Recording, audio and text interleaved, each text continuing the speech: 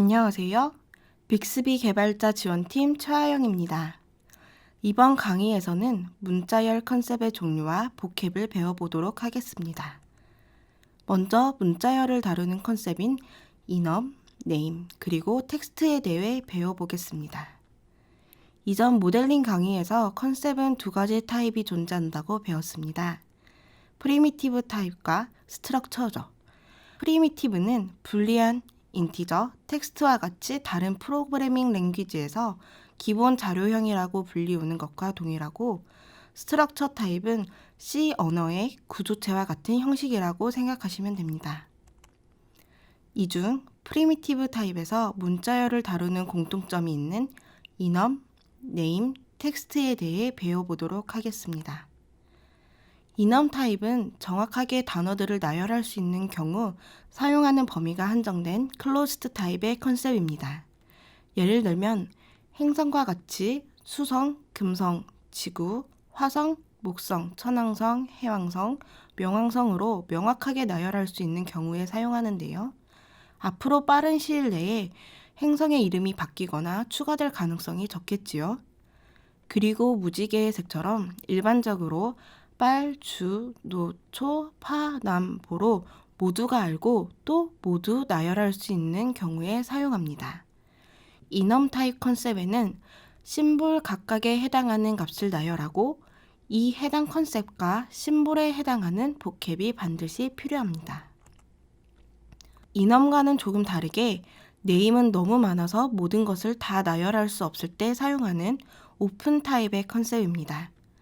예를 들면 한국 영화 제목처럼 국한 직업, 부산행 등등 그 수가 너무 많아서 모두 나열할 수 없을 때 사용하는 것이지요. 네임 컨셉의 경우 보캡이 반드시 필요하진 않지만 보캡에 추가하는 경우 빅스비에게 추가적인 힌트를 주어 태깅 성능을 높일 수 있습니다. 텍스트는 완전히 오픈 타입의 컨셉으로 어떤 값이 있을지 미리 예측할 수 없는 경우입니다. 알람 이름이나 일정 이름처럼 사람들이 너무나도 다양한 값을 사용하게 되는 경우에 사용하는 타입이죠. 그렇기 때문에 텍스트 타입의 컨셉은 보캡을 가질 수가 없습니다. 자, 이렇게 문자열을 다루는 세 가지 컨셉 타입인 인엄, 네임, 텍스트에 배워보았습니다. 이어서 컨셉과 그리고 자연어 학습과 아주 밀접한 연관이 있는 보캡에 대해 배워보겠습니다. 보캡이란 컨셉에 해당하는 단어를 저장하는 사전이라고 할 수 있습니다. 학습 성능에 도움을 줄 수 있기 때문에 각 타입별로 형태에 잘 맞추어서 작성을 해야겠죠. 보캡은 유사하거나 동일한 의미의 단어들을 나열할 때 사용하거나 결과를 정렬하고 그 정렬 방법을 변경하도록 하는 경우에도 사용할 수 있습니다. 보캡은 언어와 밀접한 연관이 있기 때문에 리소스의 각 언어의 트레이닝이 있는 곳에 언어별로 생성하는 것을 권장합니다.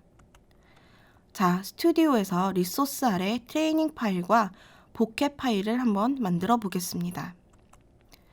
리소스에서 오른쪽 마우스를 클릭하고 New에서 트레이닝을 우선 선택합니다. 자, 이렇게 뉴 파일을 만드는 창이 나오는데요. 트레이닝을 만들 캡슐을 확인하고 파일 타입이 트레이닝 파일을 만드는 것이라는 것을 확인합니다.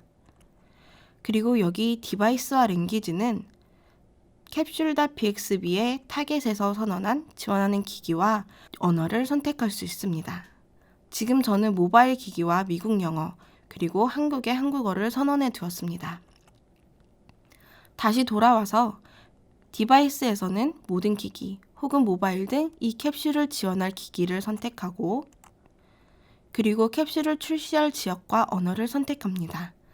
저는 한국에서 한국어를 지원하도록 선택해 보도록 하겠습니다. 이제 마지막으로 크리에이트를 눌러서 이렇게 트레이닝 파일을 생성하였습니다. 이어서 보캡 파일을 추가해 보겠습니다. 보캡은 트레이닝 파일이 있는 각 언어 폴더 아래에 생성하는 것을 권장드립니다. 이렇게 KOKR에서 오른쪽 마우스를 클릭하고 New에서 보캐블러리를 선택합니다. 자, 또 create new 파일이 나오네요. 마찬가지로 보캡을 추가할 캡슐이 맞는지 확인하고 파일 타입이 보캐블러리인 것을 확인할 수 있습니다. 세 번째로 지원하는 기기와 언어를 확인하시고 이제 만들고자 하는 보캡의 이름을 정하시면 됩니다. 저는 플래닛이라고 입력하고 클릭하겠습니다. 자, 이렇게 보캡 파일을 생성하였습니다. 이제 플래닛 보캐블러리를 한번 보겠습니다. 정해진 한정된 리스트가 있는 행성 같은 경우 인원 타입으로 선언하기 좋은 예입니다. 컨셉에서 타입은 인엄으로 선언하고 컨셉에서 선언한 이름과 동일하게 보캡에서도 선언해 줍니다. 컨셉에서 심볼로 선언한 각 행성의 이름은 보캡에서는 키가 됩니다. 각각의 키에 해당하는 단어들과 동의어를 포함해서 보캐블러리 엔트리를 나열해 주시면 됩니다. 인엄의 경우 보캡이 필수입니다. 따라서 인엄 컨셉에 해당하는 보캡이 선언되지 않은 경우 컴파일을 하더라도 넌드라고 뜨게 되니 기억해 두세요. 이번에는 컨퍼메이션의 보캐블러리를 한번 보겠습니다. 이 컨셉은 true와 false 값을 리턴받는 불리한 컨셉인데요. 컨셉에서 선언한 이름과 동일하게 보캡에서도 선언해 줍니다.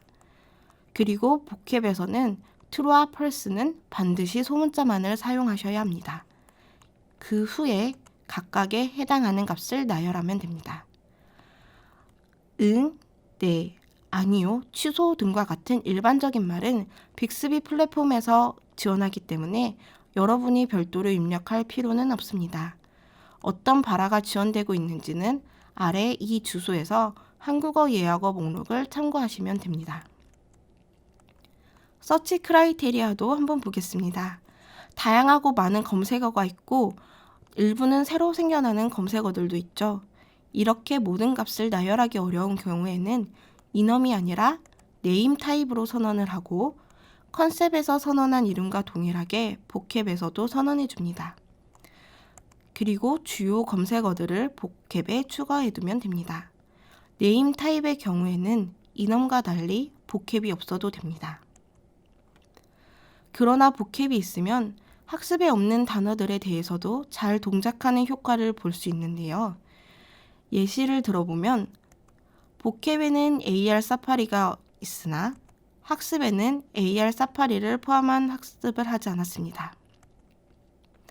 그럼에도 시뮬레이터에서 목성 근처에 AR 사파리 있는 리조트 보여줘 라고 하면 이렇게 결과를 잘 찾아주는데요.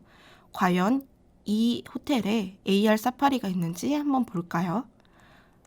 네, 역시 AR 사파리가 있는 것을 볼 수 있습니다. 네임 타입은 모든 값들을 다 나열하기 어려울 때 보캡 사용을 한다고 말씀을 드렸습니다. 그럼 보캡에 넣지 못한 단어들은 동작을 안 하는 걸까요? 아닙니다. 학습을 추가할 때 보캡에 포함된 단어들로도 일부 학습을 하고 일부는 보캡에 없는 단어들로도 학습을 하면 됩니다. 여기 보시다시피 서치 크라이테리아에 유럽식 조식은 있고 동글 투어는 없는데요. 이렇게 학습을 시켜두면 보캡에 있지 않은 단어가 와도 발화 패턴을 보고 서치 크라이테리아를 찾아낼 수 있게 됩니다. 이외의 보캡으로는 넘버가 있습니다. 넘버는 보캡이 반드시 필요하지만 편의를 위해 빅스비 플랫폼에서 자동으로 생성하여 지원하기 때문에 여러분들이 별도로 생성할 필요는 없습니다. 마지막으로 보캡을 사용할 때 꼭 알아두어야 할 사항을 말씀드리겠습니다. 한 캡슐의 전체 캡슐 기준으로 최대 75,000개의 엔트리가 가능하고 하나의 컨셉별로 최대 5만 개까지 가능합니다. 또 빅스비의 보캡은 패턴 인식을 제공하지 않습니다. 그리고 보캡의 불리한 심볼은 이렇게 true와 false처럼 모두 소문자로 사용해야 합니다.